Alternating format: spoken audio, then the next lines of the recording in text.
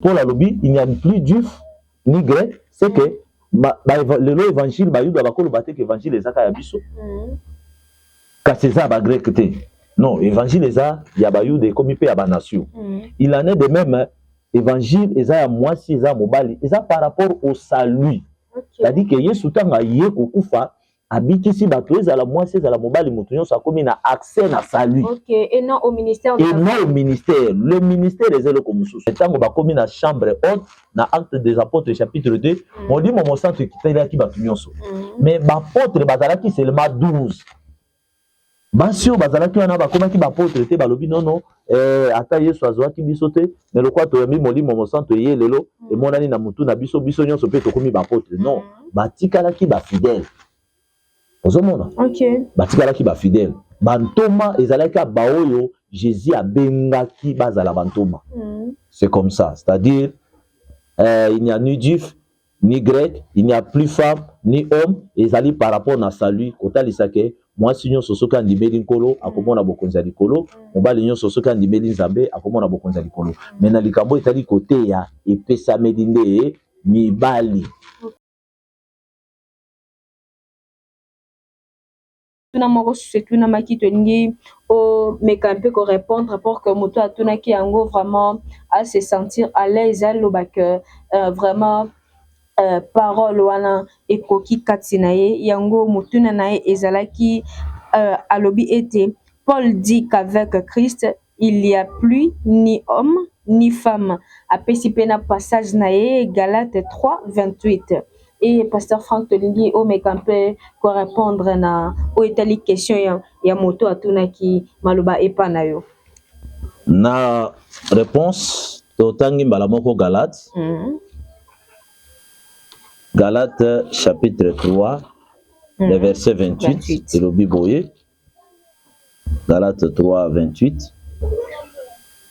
Nabani na verset 27. Vous tous qui avez été baptisés en Christ, vous avez revêtu Christ. Il n'y a plus ni juif ni grec, il n'y a plus ni esclave ni libre, il n'y a plus ni homme ni femme, car tous vous êtes en Jésus-Christ. OK. Car tous vous êtes un en Jésus-Christ. Vous êtes un en Jésus-Christ. Et dit que Paul azoloba qu'il n'y a ni femme, ni homme, ni juif, ni grec, ni esclave, ni libre. Et dit que c'est-à-dire, tant que Jésus aye kokufa, Jésus a sali eloko oyo babengi na français la rédemption du péché. Donc akangoli bato na boumbu ya lisumu. Na Eden mutasumuka kezaki mwasi. Mais mobali pa ye kosumuka ye kokoma coupable du fait que alembu maoyo mwasi apesaki. OK. Ozomona? Alors Jésus tanga ye kokufa ba grec Paul a lobby il n'y a plus juif ni grec, c'est que le évangile ba yuda bakolo baté que évangile ezaka ya biso. Car c'est ça ba grec te. Non, évangile eza ya bayude comme il peut ya ba nation. Il en est de même évangile eza ya mwasi eza mobali, eza par rapport au salut.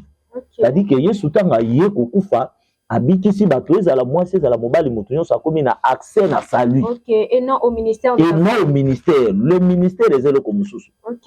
Le salut est le komususu. Nde to pesa ki bato précision ya likambo ya Joël chapitre 2 le verset 28. Quand on m'a commis dans ce jour-là, je répandrai mon esprit sur toute chair. Vos filles prophétiseront, vos filles et vos garçons prophétiseront et les vieillards verront des songes. Et ça va don du Saint-Esprit. Va don ya vision, va don ya prophétiser. Ça le don du Saint-Esprit. Oh, on a montuyon soit yembi moli momo santo et ko kitelaye.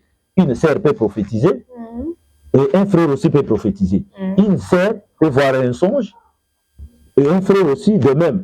C'est-à-dire, pour ce qui est du Saint-Esprit, moi, si ayambi molimo santo, mon bali pas ayambi molimo santo. Mais il a dit que na mutunyo so ayambi molimo santo, nde a commis la capacité à côté à kozala un apôtre, to peut kozala pasteur. Non, molimo santo to yambi yango par rapport na salut. OK. Mais maintenant, on a kokoma mosali na nzambe na terme yake, ozali apôtre to ozali pasteur et sengeli ozwa mandat. Ce qui te ba frère nyonso l'église baza bate. So tu veux que na logique ya mutu nyonso la logique ya mutu nyonso ya bimoli mon santu esengeli atea. C'est que ba frère nyonso l'église baza ba pasteur. OK, vraiment. Ozomona ba frère nyonso baza ba pasteur, ba sœur nyonso baza ba pasteur, mutu moko akotea muninga na Yesu aza te. Ozomona. Donc koyamba molimo mon santu elingi kotalisa kokomi mwana nzambe. Mais kozala motei il faut au-delà ya molimo santu ozwa mandawana nzambe apona yo. Ndengo moni Yesu tanga tambolaki na bayekoli na ye bazalaki pe na basi ebele. Mais tango bakomi na chambre haute na Actes des Apôtres chapitre 2, molimo mon santu ekitelaki batu nyonso. Mais bapôtre bazalaki seulement 12. Basi oyo bazalaki wana bakomaki bapôtre te balobi nono ata Yesu azwaki biso te mais lokwa toyambi molimo mon santu eye lelo emonani na mutu na biso nyonso pe tokomi bapôtre. Non, batikalaki bafidèle. Ozomona? OK. Batikalaki bafidèle. Bantoma ezalaki baoyo Jésus abengaki bazala bantoma. C'est comme ça, c'est-à-dire il n'y a ni juif ni grec, il n'y a plus femme ni homme, ezali par rapport na salut kotalisake mwasi nyonso soki andimeli nkolo akomona bokonzi ya likolo, mobali nyonso soki andimeli nzambe akomona bokonzi ya likolo. Mais na likambo etali kote ya epesameli nde mibali. OK. Oui, wana ezalaki Pasteur Franck ndazo répondre na bamituna oyo tunamaki. Et puis motuna mususu oyo eza awa Pasteur Franck tolingi o répondre yango moto atunaki la différence de sexe est-elle abolie? Merci maman. Je pense que azu yango na écriture touti kotanga il y a Galates chapitre 3 le verset 28 wana. Écriture lobi il y a en Christ il n'y a ni homme ni femme. OK. Et la cité que la différence de sexe est abolie en termes ba organe humain boyé, c'est que mobali aza souté moi c'est aza souté non. Ezali un langage toza na Bible. Hein? Tozali na science te, tozali na Bible. Tango Paul azoloba yango alingi kotalisa ndenge na lobaki que pona oyo etali salut. Ezala mobali ezala mwasi oyo nyonso andimeli nkolo aza na accès na bokonzi ya likolo. Zolanda, c'est-à-dire ezala mwasi ezala mobali mutu nyonso andimeli nzambe il peut espérer na enlèvement, azali candidat na enlèvement. OK. Kuna discrimination en termes de sexe égalité pour na salut. Mais pour na où établi le ministère de la parole, kuna 1 Corinthiens chapitre 14 azokata makamona 1 Timothée chapitre 2. Wana epesami le ministère de la parole epesami linde mibali. OK. Epesami mibali. Ozomona kuna nzambe a tenir compte ya sexe. C'est-à-dire mobali nde azana makoki akozwa mandat pona kokoma motei na nkolo. Mais il ne sert azali na makoki ya koyoka kosalela nzambe na ba domaine mosusu. Mais na ministère de la parole te kolandisa ba Ephésiens chapitre 4 verset 11 kuna epesameli de mibali. Yango boni Yesu ya yebaki kazaki na mama na yepe na ba yekoli mosusu. Ya basi tant oiseau établir bantoma lokola le fondement a poli seulement 12 et parmi les 12 il n'y avait que des hommes, il n'y avait pas une femme. OK. Donc quand on dit que la différence des sexes est abolie, c'est par rapport au salut. C'est-à-dire aujourd'hui que ce soit homme ou femme, tout le monde est appelé au salut, peu importe son sexe. Mais pour ce qui est du ministère de la parole, il est confié à l'homme. OK. Donc Zali Bongo, je pense que vous allez clair. Oui, Pasteur Franck, tolingi omaka ko répondre sur na motuna o ezali ya suka pour que to chité na mokola lelo et motomo kwa tunaki motuna alobi était selon la Bible, la femme ne peut pas exercer le ministère. Elle doit s'occuper seulement de son foyer. Abaki si une femme peut exercer une profession sans nourrir ses enfants, rien ne s'y oppose. Maintenant, par rapport à Motuna Onde Kwatuneli, Ponayo, au moni ndenge ko répondre dans ndenge pour que azwa abaksa implice et si kazali maloba epanayo Pasteur Franck. Je pense que ndeko sengeli à comprendre la Bible malamu. Moi si balobite que moi si abengami kaka ko servir ndako na ye. Non. Dans le Seigneur, la femme aussi a beaucoup de tâches à faire. Dans le Seigneur, la femme a beaucoup de tâches à faire.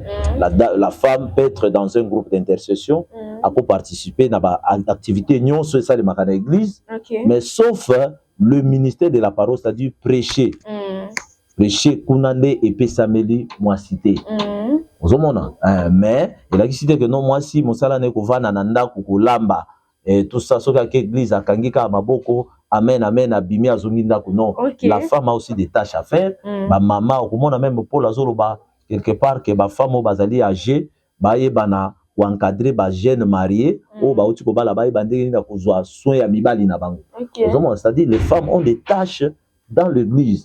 Encadrement ba jeune sœur ou ba uti ko bala ndenge yo zabo ceux qui habitent sur bali mokolo ko bala peut-être ba maman ba ko s'occuper na ko yebisa otala ndenge bavandaka na mobali tala ndenge babongisaka bilamba mobali tala ndenge babongisaka mbetu ozomona musala wana bakosala ngo église ezali mibali te za basi bazali âgé o bazali expérience ya mibala ozomona mais tango bazosala ngo na kati église ezali ko revenir toujours na tâche ya ko servir nzambe non seulement na côté ya ozomona il y a aussi une gloire na kati na ko encadrer ba jeune sœur o ba oti ko bala. Il y a aussi une gloire na katina ko soutenir ba malade. Il y a aussi une gloire na katina ko servir ba tei na katina ba réunion bazanango ba mama bazana ba lambi balie misale ze belé ya mwasi ko sala pour participer na ba groupe ya ba prière ya intercession ya ba délivrance et longo na ba frère unande bazo sala ensemble. Mais oyo tali ministère de la parole ya côté ya wana ezali spécial et ce n'est reconnu qu'aux hommes ibalinde sengeli basala ya. Je pense que c'est comme ça. Oui. Alors, donc, ça, en fait, na o etali profession ya mwasi, profession ya nzoto na ebite ndeko question na ezali soko yeba profession ya nzoto quoi. Profession ya nzoto selon les écritures et puis si mwasi asala te. Mwasi akozala na za travail salaka na entreprise na société moko quelque part il n'y a pas de problème. Pour vikaka aiba ko organiser ba tâche na ye ndaku soka za na bonne na ye aiba misala nino ko se confier na bonne ndaku o ye moko ko sala pe ezandenge nini donc c'est à elle loko la maîtresse ya ndaku ya ko organiser ndaku na ye. Mais pour na etali profession loko la servir le Seigneur, la femme peut servir le Seigneur en tout sauf dans le ministère de la prédication. Oui, merci bien, Pasteur Franck. Bandeko Balandi Ezala qui bon Pasteur Franck. Mais à Zongaki, toujours qui à pied levé, toujours qu'on insister pour que à répondre à Namituna o etuna maki. J'espère que bino pe bandeko botuna ki boji boye bina o itel natina nango pe bandeko batuni mituna te ba o balandi biso et tu ebi que Pasteur Franck ayoko baksa susu en plus natina ya makambo oyo. En tout cas merci Nabino et Pasteur Franck Topesio merci bien que vous allez qui pressé mais to kangio et yeux vraiment à pied levé pour que ouais ko éclaircir peuple de Dieu na o étaler la parole Topesio merci tu dis que eza susu mbala liboso pe asukate tu dis que to bandozana yo à chaque fois Pasteur Franck to komi na suka ya maso na biso moko lelo tu dis Pasteur Franck est-ce que lilo banini oyo zanango na otali ba réalité ozo salema na partie est kuna babitumba o ezali to biti lobani ya suka nini oyo ozanango pona o ezali koleka na est to ezali ko sala biso pasi comment na bande ko na biso ba congolais ba na nzambe pe bazali kuna o bazali vraiment la difficulté ko tungisa ma vie état ya mboka na ngambo wana kimi ezali te biso pe tozali vraiment na molongo kolela elongo na bato nyonso baza ko se sacrifier kolela nzambe pona kimi ekota kuna vraiment tozali ko compatir na bango elongo na nyonso bazokota nango et tozolela nzambe pona bango na ilika ete nzambe oyo asepelaki ke apesa biso mboka Congo tovanda pour un temps en attendant l'enlèvement de l'église akopesa kimia na mboka ya Congo na ngambo ya est. Vraiment oui Pasteur Franck bazala ki belé bandai ko na biso peuple de Dieu et to yambio boye eza vraiment opportunité pe libako malamu pe que même yango bible ezoloba yango moko bisika nyonso oyo mosala nzambe akotia makolo na ye en tout cas peuple de kozala béni et tosengi na pasteur Franck soki liboto elandi biso peuple de Dieu elandi biso soki bakoki kobénéficie mpe na bénédiction moko venant de ta part pasteur Franck maloba epa na yo. Oui, toza disponible, on est là lokola banganga nzambe monoko na biso ezali mpona kopambola libota tozosambela mpona bandeko na biso nyonso balandaka biso. OK. Merci nzambe na nguya topesi yo merci kolo sepelaki ete bandeko bainvite biso en fait que topartage liloba na bien-aimé nyonso bazolanda biso kolo bosenga na biso ezali ete baye nyonso oyo badisposaka bamika na bango kotia yango na telefone mpona kolanda makambo na nzambe kolukaka bisika nyonso liloba ezoteyama na bareseau sociaux opambola bango ebele ozala nzambe akopesa bango bamoyen en fait que bazangaka bongo ameka te mpe ofungola bavi na bango parce que baza kosinteresse na piété nzambe na bomoi bapambolama mpe baye nyonso basalaka ke mosala oyo ezala Seigneur disponible mpona bana na nzambe bapambolama Seigneur notre Dieu de gloire na ilika ete nkolo okopesa bamoyen lobi tokoma batelevizio mpe makambo ebele lokumu ekozonga epai na yo tosambeli boye na kombo na Yesu Kristo amen. Amen. Oui, merci Pasteur Franck, topesi na yo merci pour la confiance et disponibilité aux Akinango. Topesi na yo merci, j'espère que tu kokuta na susu mikolo koya soki nzamba lingi. Merci. Tozalaki biso morote tozalaki na Pasteur Franck bino moko bolandi vraiment na bokebi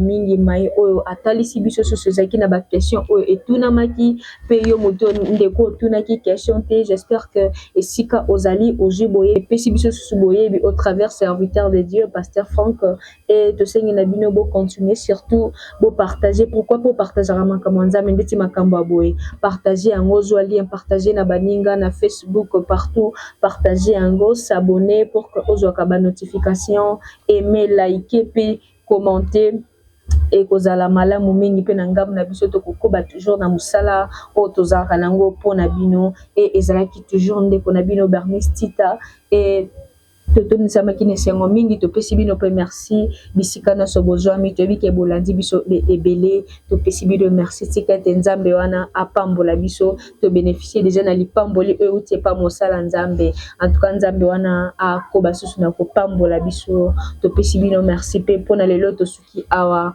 ciao à la prochaine.